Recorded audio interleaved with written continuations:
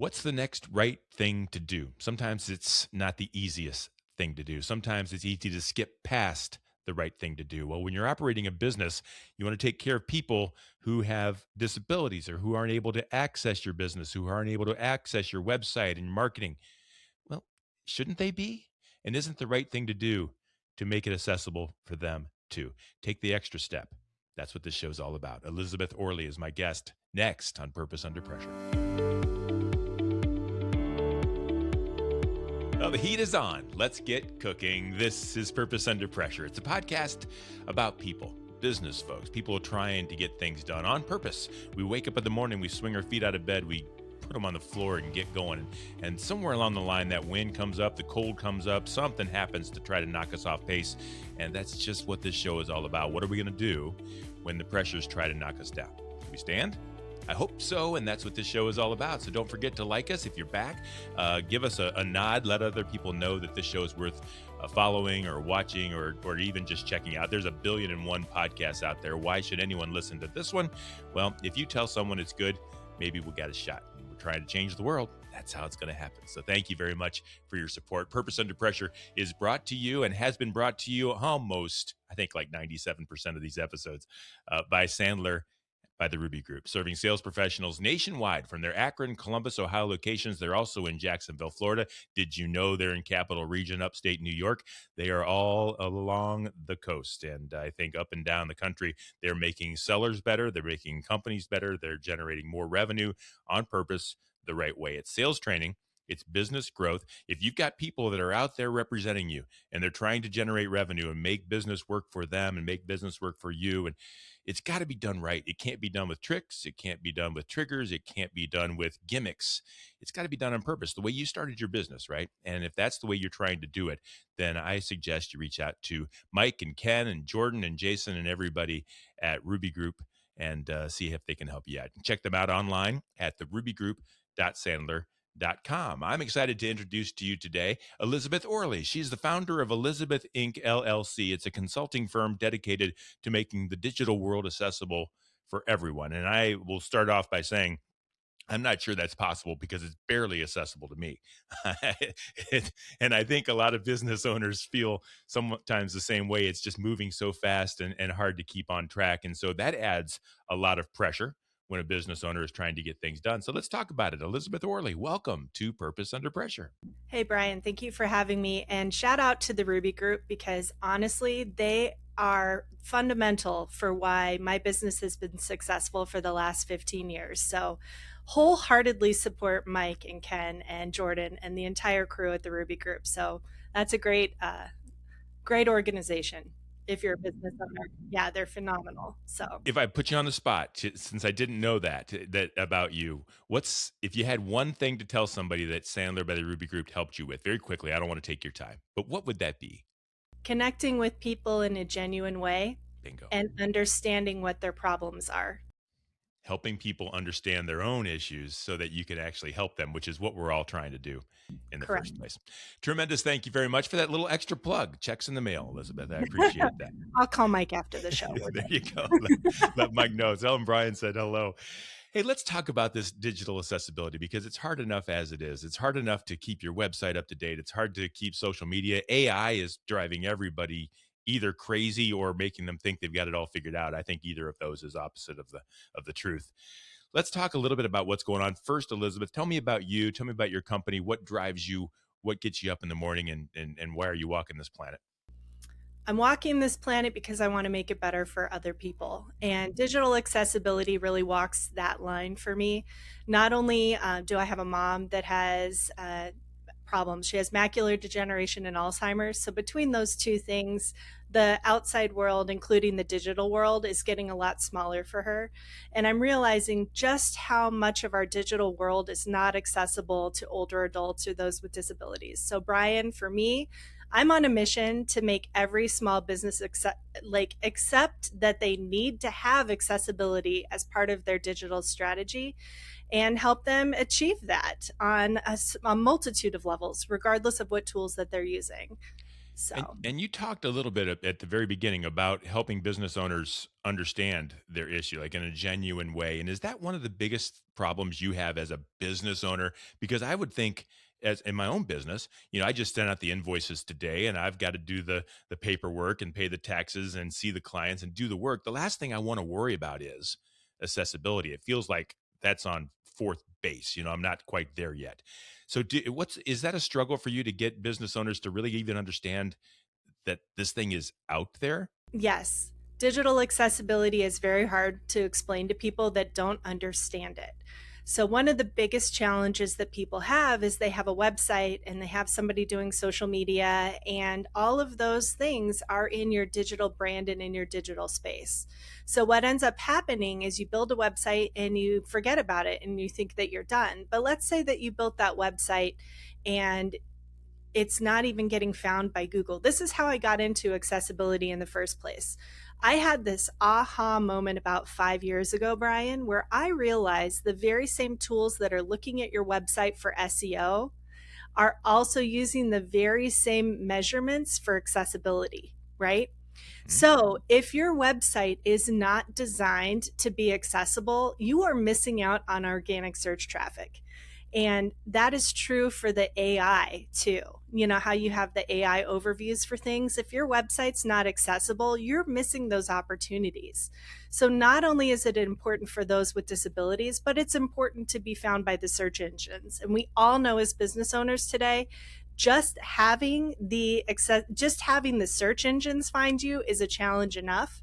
So when you double down and you make your website accessible, you're opening up your business to the most of those opportunities online. That makes a lot of sense because everybody's trying to be found and they're trying to have a little bit of an extra edge. Does it make that much of a difference? Feels to me like if I'm part of the 1%, 10%, you'll tell me what percent people are not accessible. If I'm part of that's taking advantage of this, that gives me a big leg up when it comes to trying to get found. Am I right or wrong that most businesses are concerned with accessibility or not concerned with accessibility and there's an opportunity there?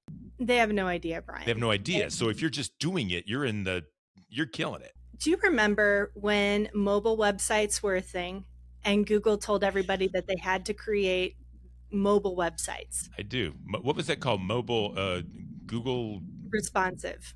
Arma Google Geddon or something like that. Is that that was quite a few years. If you didn't do responsive, they were just almost going to shut you down. Yeah, they just weren't going to show you in the search results, Yeah, right? I remember that. Okay, so think of accessibility as that next bell curve for people with the digital websites. We Okay. are on the opening part of that bell curve, but what's pushing the bell curve at a very rapid pace is that there are new laws that go into effect in different states in the United States. So, states like California and New York and Colorado are now they're putting a lot more emphasis on accessibility. Mhm. If you do work for the government, if you take money from the government as a nonprofit, let's say that you sell a widget in the state of California or Colorado or New York, you're basically opening up yourself to their regulations. So, Ohio, for instance, doesn't necessarily have the same regulatory body that California does. But if you're a small business owner in Ohio and you're selling your widget in California, you're going to run into a vulnerability that you don't even know that you have in most cases. Okay. So, accessibility isn't optional. It's a requirement for doing business in the United States in 2026. So as we move forward, Brian, it's going to become more and more important, and that bell curve is going to accelerate rapidly because somebody that's trained in accessibility can tell you if your site is compliant or not within like 2 minutes of looking at it. Yeah. Oh, for sure. And I so so as a business owner, I'm learning here now too. So I've heard three reasons now so far that I need to pay attention to this. One is for search engine results, one is for legal compliance. But there's also the user on the other side. So there's three. What are there other big reasons that I need to be paying attention to this, and I want to dive into them individually, but those three, are there other reasons that I should be doing this? I mean, if you get the top three there, you're living your dream. That's So it. So it which is needs to more be on your important? radar. Which is more important? I You think can't, all three are important. I yeah. want I want my customers to be able to interact with my website to the best of their ability, right? I Mhm. want to be found in the search engines when they're looking when they're looking for me, like to buy my services, right? And most importantly, I don't want a $25,000 lawsuit because that's the average. Just to pay the lawyer to go counter the claim in whatever state that they're filing it in, right? Because you're open to the laws of every single state in the United States. So $25,000, and that doesn't count for the remediation of your website to fix it so it doesn't happen again. And Brian, that's a lot of money for a small business. So that's why I'm on this mission. I'm trying to get the word out. I'm writing articles. I'm talking to as many business owners as I can. I'm speaking at different chambers. If you're working with older populations, veterans, people with disabilities, this needs to be on your radar. And you don't want to be the low hanging fruit for the lawsuits. And that let's talk real quickly about the lawsuits. That could just become a almost a frivolous, expensive thing where everyone's just filing a lot of lawsuits, winning, right? Even and deservedly so if you're out of compliance. But still, I might get 7 letters tomorrow saying, "Hey, you're sued, you're sued, you're sued, you're sued," and so might another million. I mean, is that where this could head? That's the new Yeah. thing. It's the ambulance, it's the new ambulance chasing lawyer that's going after these things. So what they're doing is they're having a client with a disability order something off a website, and then they're going after that website for not being accessible. Okay. So that almost takes the purpose out of it. So I want to talk a little bit about disability, but what you just brought up makes it not about doing the right thing for people. It makes it about protecting your business, which is important too. Do they combine in some way? Is there a mixture there? Well, I think it's really sad that it takes lawsuits for people to want to do the right thing, right? Good point. So for me, it's like, okay, yes, this is your incentive to budget for this for 2026 and beyond, right? But do the right thing because it's the right thing. 1 in 4 people in America have some sort of disability. 1 in 4. Why would you ever want to alienate that audience? It makes it really simple. Yeah, and that's a business decision. I think also of ADA compliance. I think of wheelchair access. I think of ways that we make our businesses open to everyone, and we would never think about. We wouldn't say, no, no, no, no, no. If you're in a wheelchair, you don't get to shop here. We would. I mean, we shouldn't say that. If we have the ability to change the door access and think if we have the ability to change it, we should, and we do. I think. I Yeah, think and it's as the a law. whole, and It's the it's the law. law, and So and so why should this be any different, right?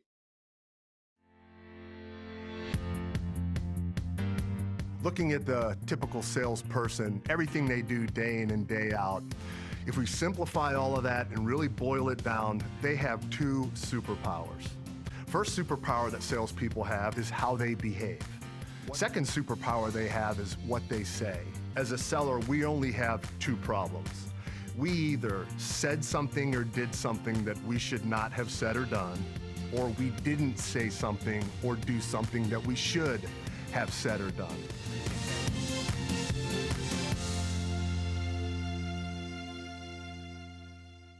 And think if we have the ability to change it, we should, and we do. I yeah, think and it's as the a law. whole, and It's the it's the law. law, So and so why should this be any different, right? well, businesses understand the law when it comes to a physical space. Where they Yeah, don't understand it is where it transfers into the digital world. it's And yet the changed, law is still the same. and many businesses say, "Well, this is where all my business is done, in the bricks and mortar. It's right here is the way it's always been done." And yet they've built the website and they've built the access to the digital world so that they can work in this new world, and they've missed that. Right. Well, let's even talk just beyond the website. Let's look at social media as well. How many of us, as a small business owner, make graphics in Canva and then upload them to LinkedIn or Facebook or Instagram? And maybe those graphics have words on them. Screen readers cannot read graphics on a image, Right, right? right, Unless you have an alt tag in there. So one of the things I want to do with you today, Brian, is give heads up to some of the business owners of the things that they need to check. good. And I think that's important because identifying that you have a problem is your first step in solving it. Okay, so let's talk about that. What are the things that they need to look at? And at the same time, can you also explain why it matters to the viewer or the person on the online platform? So one, why they need to do it in the first place, but also what's being missed if that's not done. Like you just said with the alt tag, if I can't see the image, I don't know Mhm. what the image is about. Can you approach it from that? Yeah, let's say perspective. that you're having an event at your store, ribbon cutting, a sale, and all of the information about that sale is in the image. The dates, the times, the location, the discount code, whatever that is, and you don't include that same information in the caption or in the post itself. All you're doing is creating, all they see is a blank space. So close your eyes. If the information isn't in text somewhere, a screen reader cannot read it. So, Okay. And is it just is some of that information the most important event information, or can it be as simple as, hey, it's this weekend, can't wait to see you, like the generic stuff? Does that matter too, or is it have to be the date and the location? Which am I most liable for? well, I think liability wise on social media, you're a little bit less likely to get sued for your social media posts. But again, social media, your organic reach is so small. If you don't include the most accessible information, and your audience doesn't see it, then what's the point of even doing it? Yeah, So for me, it's the sure. twofold. Like you want to be seen when people are looking for you, but you want to also be found for all of your audience. And understanding what accessibility looks like is really important. Another thing that I see a lot of is people putting all the text in headers on their website.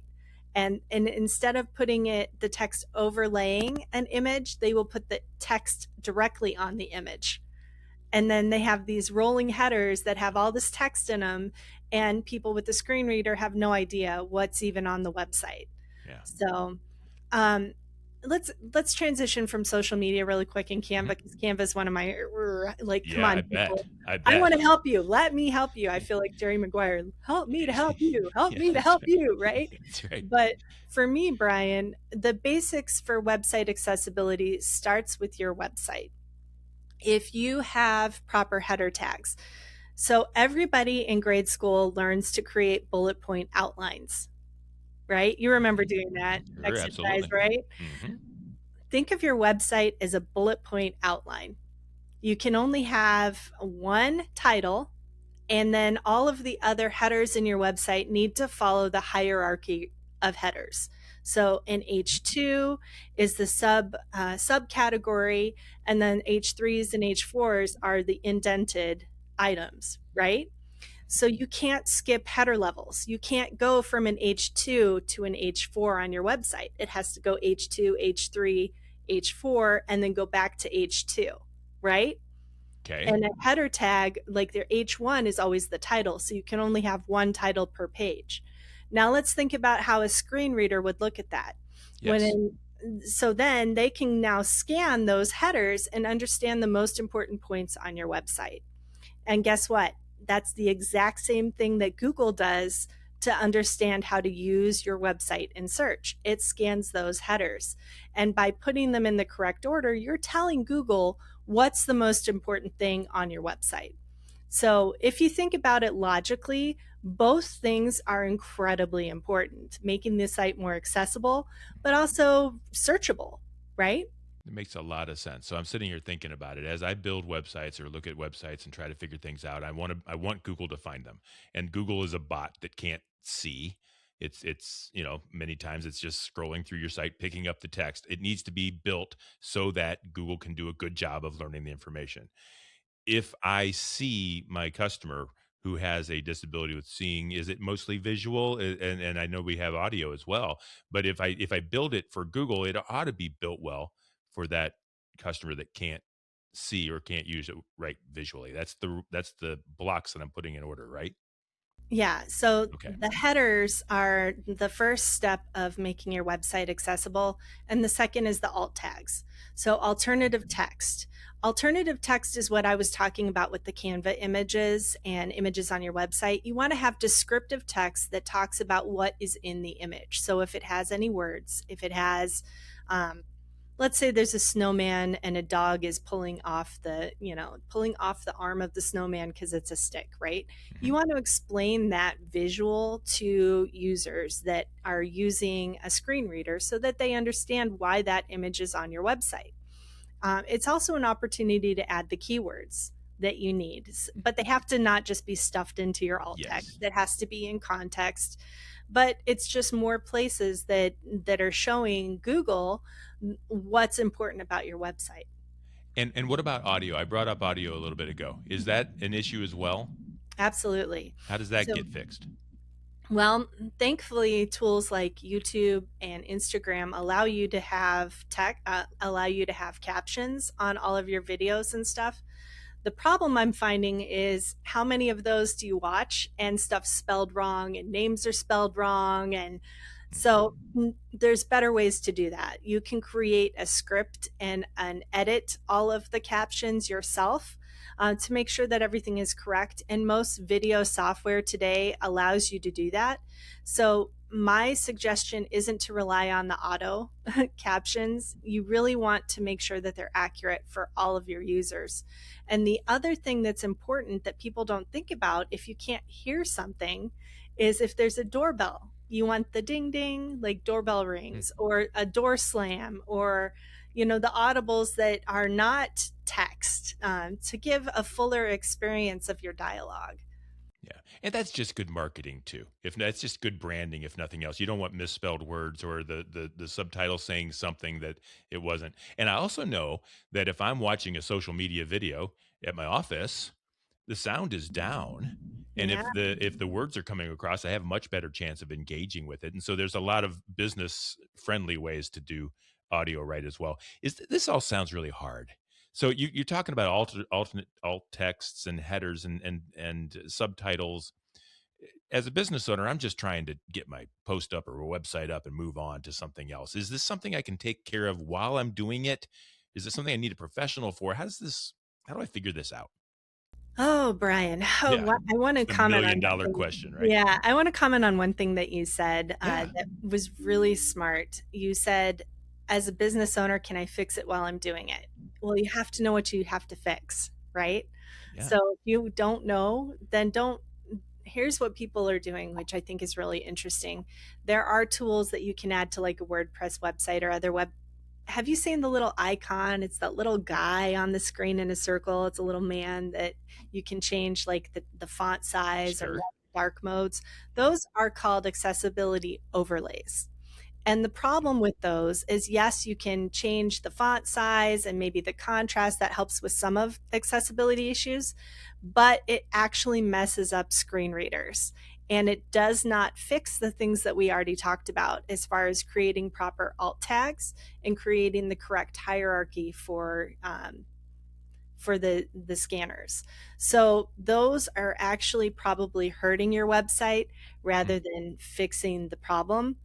And one of the biggest misconceptions is if people don't know, they think, oh, I'm totally covered. I'm going to put this little icon guy on the screen and install this plugin and I'm good to go.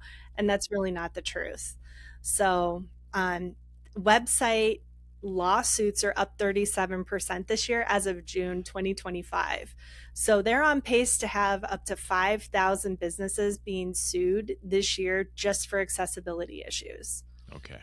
It's So it's something crazy. that we've got to take care of. I'm Yeah. interested as we get a little closer here to the end of our conversation. I'm interested a little bit in AI and what Yeah. you can tell me. Is that making your job easier, harder, as far as helping business owners become accessible? Is it making their job easier or harder? How does that all fit into what we're trying to accomplish here? Okay, so one of the big save money things that a lot of small businesses are doing right now is hiring an AI agent to do their social media and create content for their social media. And the problem is a lot of these tools use emojis and they don't add alt text natively onto their posts. Hmm. So they're creating a bunch of content, but none of it is necessarily screen reader friendly. I don't think it's helping them. Plus, Right. everybody kind of hates it. Like the Yeah, oh, second you big start time. seeing like five emojis in a post, you're like, oh, geez, did they even read what they posted? Do they even know what it says? I wonder. So I don't know if that's helpful or hurtful for people right now, but AI is definitely getting better. So will it help you with accessibility in the future? Probably, but we're not there yet. So you cannot simply rely on any tool set to be compliant. You really have to know it. And one of the reasons that I created a course for people is to give them an option to train their humans. So you have a great team, right? And a lot of times with what I do, I can go in and do an audit and kind of tell you what you need to change, right? But not every business has the money to pay a consultant full time to just audit all of their junk all day long. Mm-hmm. So it's important to me to give small businesses an opportunity to really hone in on their ability to learn it. Of course, what you need to do is hire a team that you trust and then teach them the skills to do accessibility the right way, right? And then Yes. you have someone like me come in and audit it and make suggestions and help them through the process, continued education, because nobody learns this in school, Brian. Yeah, no, they don't. It's like anything else that's changing so fast. Everyone else seems to learn it, and then people are trying to teach us. I'm interested in that course. Tell me a little bit more about what I'll learn in that course, how I can take advantage of that course. It seems interesting, or I mean, important to me. Right. So every business needs to have somebody on their team that understands accessibility. So we take you through all of the steps to make things compliant with ADA. And what we do with that is we go through the headers, the alt tags, we go through color contrast, how we build out our website, what an ARIA tag is, and all of this knowledge is power for your team. Then we go through an exercise to do a brand kit for your business. And that brand kit is then accessible and you can distribute it to anybody that does any kind of collateral for your brand online. So Okay. it's an important exercise to do because I feel like people have a buy-in that way. Not only did they create it, but they understand why it was created.